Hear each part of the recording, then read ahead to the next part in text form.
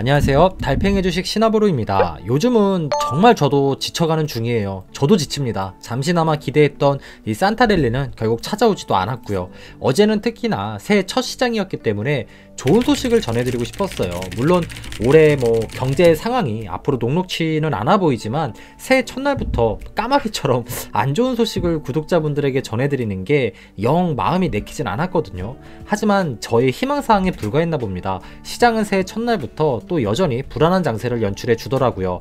다시 한번 느끼지만 세상에는 쉽게 공짜로 돈 버는 방법 없는 것 같습니다. 다 그에 대한 희생과 노력이 정신적으로든 육체적으로든 뭐든 필요한 것 같다는 그런 생각이 들더라고요. 요즘은 고물가 고금리 시대에 자산시장까지 함께 추락하고 있는 상황이다 보니까 투자를 하시는 분들이나 투자를 안 하시는 분들이나 모두가 다 힘든 시기를 보내고 있다는 생각이 들어요. 우리의 돈은 참으로 소중합니다. 잃어도 되는 돈 소액이라 상관없다?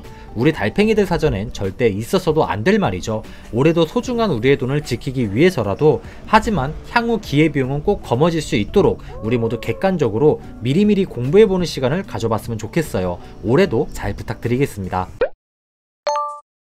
근 1년은 미국 투자자나 한국 투자자나 전체 시장을 놓고 보면 진짜 모두에게 다 최악의 한 해였던 것 같아요. 물론 모두가 돈을 못 번 것은 또 아니겠죠. 아마 구독자분들 중에서도 수익으로 한 해를 마감한 제야의 고수분들도 분명 존재하실 거라고 생각이 됩니다. 어쨌든 저는 참 힘든 한 해였어요. 그나마 매수 템포를 조절해 가면서 적리식 투자를 해서 망정이지, 초반부터 조금 떨어졌다고 몰빵으로 저가 매수, 풀매수를 했었으면 저도 타격이 더 커졌을 거라는 생각이 들더라고요.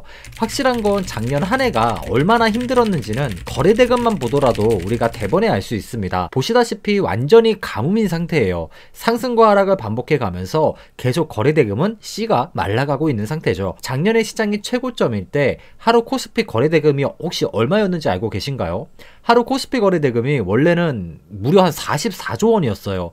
하지만 지금은 거의 한 4조에서 조금 오른다 싶은 날도 5조 원 수준밖에 안 되죠. 거래대금으로만 생각해보면 거의 80% 넘게 거래대금도 주가처럼 폭락한 수준이다 보니까 주가가 안 오르는 것도 어찌 보면 이런 걸 보면 좀 이해가 되기도 합니다. 혹시 거래대금이 바닥일 때 증시도 바닥이 찾아온다, 이런 말 들어보셨나요? 그만큼 보조적으로 좀 참고해 볼 수 있는 지표니까 이것도 한번 활용해 보시면 좋을 것 같아요. 일단 올해 처음 시작부터가 분위기가 굉장히 좋지 않은 것 같아요. 마침 빅쇼트의 주인공 마이클 버리라는 분께서도 입을 여셨죠. 오늘만큼은 조둥아리라는 생각이 드는데, 일단 이 마이클 버리라는 분이 어떤 분이에요? 일단 가장 중요한, 시장에 있어서 영향력이 막강한 분이기도 하죠. 그러니까 이분이 어떤 분이냐면 2008년 전 세계가 이제 금융위기 때문에 엄청나게 힘들었잖아요. 근데 그 힘들어지기 직전에, 금융위기에 빠지기 직전에 모기지 폭락에 베팅을 해서 천문학적인 부와 명예를 거머쥔 인물이 바로 이 지금 화면에 보이시는 마이클 버리라는 분이십니다. 이런 사람이 전망하는 시장을 우리가 또 그냥 지나칠 수는 없잖아요. 실제로 그동안 마이클 버리의 전망이 어땠어요? 항상 암울한 전망을 요즘 많이 내비쳤잖아요. 작년, 재작년부터 해가지고. 근데 어땠어요? 확률 높게 잘 들어맞았단 말이에요. 전만 막집입니다. 그러니까 또 모두가 시장을 찬양하고 있을 때에도 이 마이클 버리라는 분께서 이런 말씀을 했었어요. 원래부터가 4월 달이었나? 재작년인가 작년인가? 앞으로 무서운 인플레이션이 찾아올 것이다, 이런 전망을 미리 내놓았던 사람이 바로 이분이었거든요. 아마 재작년이었을 거예요. 그러니까 작년부터 제대로 들어맞았습니다, 이 전망이. 요즘에 이 드라마를 좀 재밌게 보고 있는데, 도준이죠, 도준이. 도준이와 마이클 버리가 약간 좀 겹쳐지는 그런 이미지 같기도 합니다. 그죠? 참 우리 같은 평범한 사람들이 부러워할 만한 그런 재능을 이런 사람들은 다 갖고 있는 것 같아요. 그러니까 이번에 또 무슨 말을 내뱉었길래 시장이 또 이렇게 불안에 떨고 있냐, 제가 한번 조사를 해봤거든요. 일단 마이클 버리도 인정을 하는 게 한 가지 분명히 있어요. 인플레이션은 분명히 최고점에 달했다, 이런 발언을 했거든요. 올해는 인플레이가 마이너스가 될 가능성도 있다고 이런 말까지 했으니까요. 하지만 마이클 버리는요, 이 인플레이션이 지금 잡혀봤자 잡혀가는 것처럼 보이지만 다시 조만간 다시 위로 오를 것이다 라고 전망하는 게 좀 특이했습니다. 이러한 전망을 내비추는데 결국 마이클 버리의 생각도 연준이 중심이었기 때문이지 않았을까, 이런 생각이 들더라고요. CPI가 조금 낮아졌다고 경기 침체를 고려한 연준이 지금처럼 금리를 다시 올리는 게 아니라 다시 내릴 것이라고 전망하고 있기 때문이겠죠. 일단 한 가지는 확실한 건, 이렇게 무시무시한 비관론자인 버리조차도 연준이 금리를 다시 내리면서 경기를 부양할 것으로 예측하고 있다는 겁니다. 그리고 이로 인한 효과가 어떻게 나오겠어요? 인플레이션이 잠깐 내려가는 것처럼 보이지만 다시 위로 언제든 튈 수 있을 가능성이 충분히 있다는 얘기가 될 겁니다. 뭐 사실 뻔한 말이기도 해요. 지금 연준이 경계하고 있는 부분이기도 하죠. 그러니까 버리는 결국 어떤 식으로든 미국도 경기 침체를 피할 수는 없을 것이다.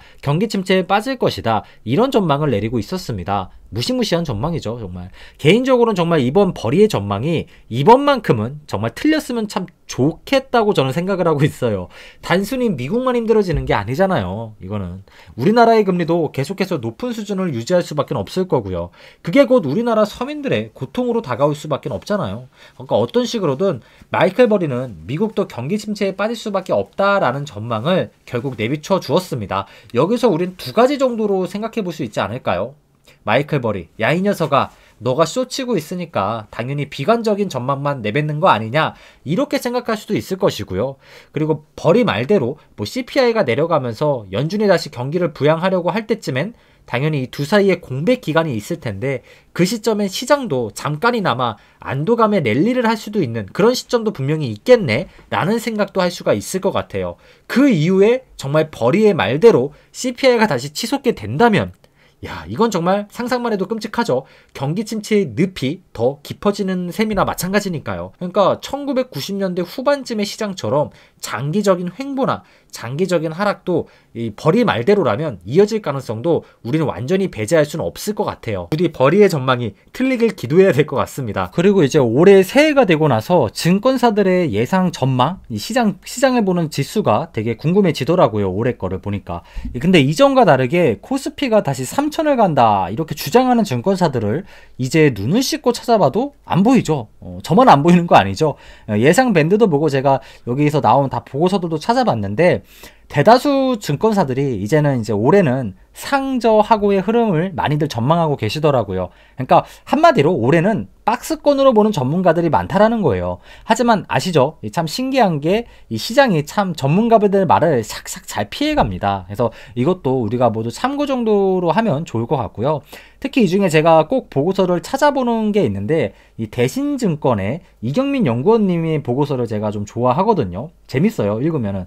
근데 이분의 전망을 제가 요새 자주 참고하고 있는데 이경민 연구원님께서 하시는 말씀이 올해 1분기엔 저점이 나오고 이제 2분기부터 통화 정책이나 이제 달러가 조금씩 안정화되어가는 그런 가능성이 높고, 그리고 이제 전 세계 경기, 그리고 이제 그 반도체 업황에 개선이 된다가 아니에요. 개선 기대감이 이렇게 같이 겹쳐지면서 충분히 2분기 이후로는 반등이 나올 수 있다 이렇게 전망을 하고 계시더라고요. 올해 같은 경우를 보면요, 많은 개인 투자자분들이 진짜 보고서를 적극적으로 활용해 볼 만한 그런 시점이 올해라고 생각이 되거든요. 그러니까 경기 침체의 불안감에 막 금리까지 지금 하늘 높은 줄 모르고 치솟고 있는 그런 상황이기 때문에 아무 주식이나 기대감으로만 주식을 샀다간 바닥 밑에 지하실까지 구경할 수도 있을 거예요. 그러니까 뭐 제 말이 꼭 시장이 하락한다가 아니라 그만큼 시장이 많이 불안해하고 있다 이렇게 이해해 주시면 좋겠어요. 제가 그동안 주식을 해오면서 하락장마다 보여줬던 특징이 한 가지 분명히 있거든요. 하락장이란 게 항상 불안하던 시기였잖아요. 특히나 많이. 근데 그 시기 때마다도 이 메타에 맞는 주식들은 항상 있었다는 겁니다. 하락장 가운데서도 꼭 좀 잘 버티고 선방하고 이런 주식들이 좀 굵직굵직하게 뭐 1년, 2년, 3년 이렇게 상승하는 경우도 굉장히 많았다라는 거예요. 그러니까 힘든 가운데서도 그 기업은 영웅 같은 기업이겠죠. 그러니까 즉 올해 같은 시장일수록 개별 종목 장세 분위기로 계속 이어갈 가능성이 높다고 보여져요. 연구원분들의 이제 종목 레포트 같은 것들을 꼭 잘 참고해 놓으시면 올해 많은 도움이 될 수 있을 거라고 저는 생각이 들더라고요. 그래서 연구원분들께서도 당연히 뭐 안 좋다 이렇게 말씀하시면은 눈치는 많이, 이제 개인 투자자분들한테 눈치는 많이 보이겠지만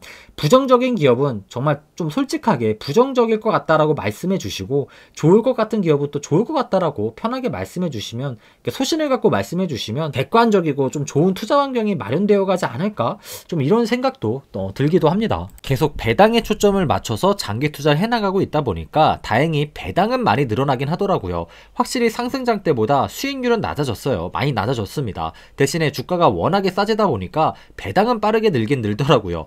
그리고 총 저는 지금 13개의 주식을 보유하고 있거든요. 시장이 너무 흉흉하다 보니까 장기 투자를 더 안전하게 하기 위해서 분산 투자 전략을 사용 중이기도 합니다. 그 중에 가장 큰 비중이 딱 4가지 정도로 압축해 볼 수 있겠더라고요. 국내 주식엔 삼성전자고요. 미국 주식으로는 SCHD, 그리고 웨이스트 매니지먼트와 리얼티 인컴이란 주식, 이렇게 4가지입니다. 딱 보셔도 배당 투자에 어울리는 종목들밖에 없죠. 제가 원하고 있는 건 주식을 팔지 않아도 배당 현금 흐름을 높이면서 나중에 노후를 준비해 나가는 거거든요. 어차피 주식 당장 팔아봤자 뭐 수억 수십억을 몰빵해서 운 좋게 수익을 한 번에 확 높게 내지 않는 이상 의미 있는 노후 자산이 생길 리가 만무하니까요.